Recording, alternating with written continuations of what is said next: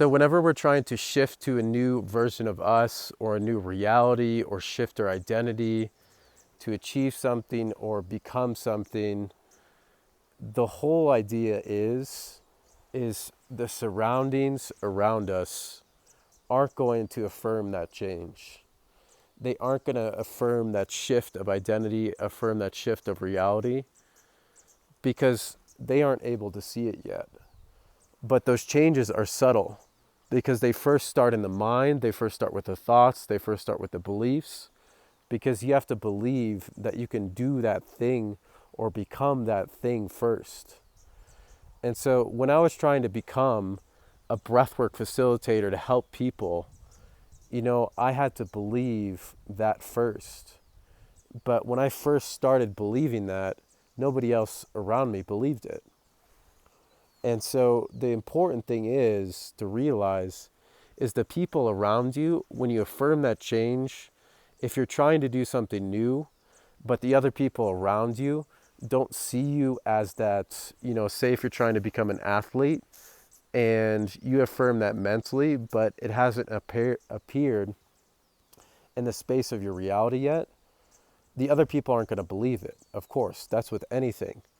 And so the key is not taking in that doubt from the external environment and holding close that seed that you're planting in your mind to cause that shift.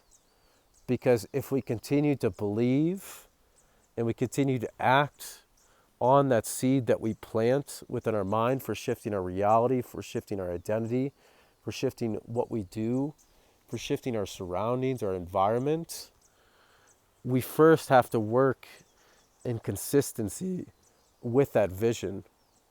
And then ultimately, it will appear in front of us.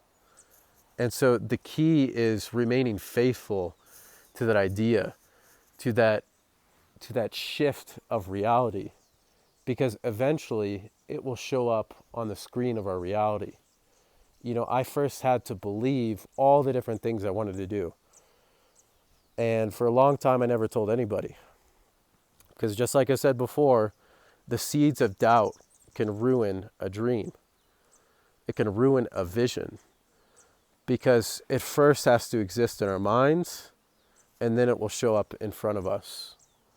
And so whatever you're trying to achieve, hold that dream close to you before you share it with anybody. Because when I first started telling people about my breathwork journey, after 6 months of deciding that this is what I was going to do, I had so many people, family, friends, everyone around me, what are you going to do with that? How are you going to make money? All these different things. And for me, I didn't have any logical explanation. It was just, this is something I know to be true for me, and that I know I want to do this thing. Because I was following my heart, I was following my intuition. And for me, I didn't have any logical explanation rather than just knowing this is what I wanted for my life. And so when you encounter those situations, it can sometimes be very difficult because you don't always know how to respond, and that can kill a dream. And so the clear thing is to always keep your dreams close to you, your visions close to you, and only tell people that you consider to be close in your life. And even before telling those people, make sure what you're doing, you believe in. And that's the key, is guarding that vision, because the vision is what we can live in. And the vision is everything. If we can live our visions, that means we can live any life that we can think of. And for me, that's allowed me to just do and help anybody that's willing to be helped, and that I can just be free versus before where I was trapped. And the key is realizing that we can be free, that we can be anything that we want in this world and have anything that we want. Everything's possible. We just have to choose exactly what it is that we want and then go after it and take the inspired actions behind that to make it happen. But one of the big things I see is that the environment around us isn't that great. And that doesn't mean we have to go halfway across the world to Peru in the mountains or to India. No.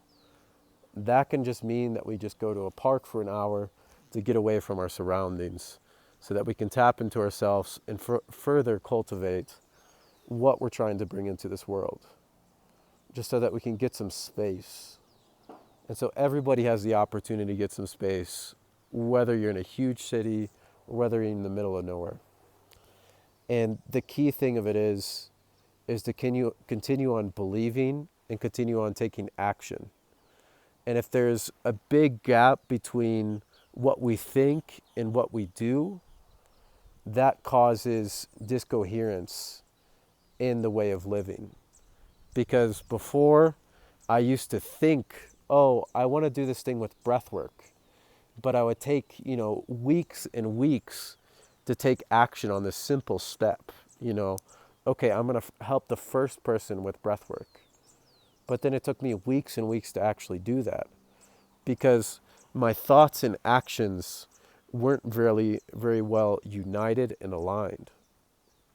And so that's the thing of it with this is we have to unionize our thoughts and our actions, because when we start to unionize our thoughts and our actions, the time between a thought and a time between an action the gap shortens. And so when that gap shortens, what we think to what we see, that gap also shortens as well. So when we have an idea, we automatically start to do that idea. And that's the key point to getting into. And with the breath work and the meditation, that has helped facilitate that transformation between having an idea and acting on it. Because a lot of times we get caught up and distracted in our own mind that we get lost in the process of when we think something to when we do something. And so it's very, very crucial that we continue to stay in that state where we can act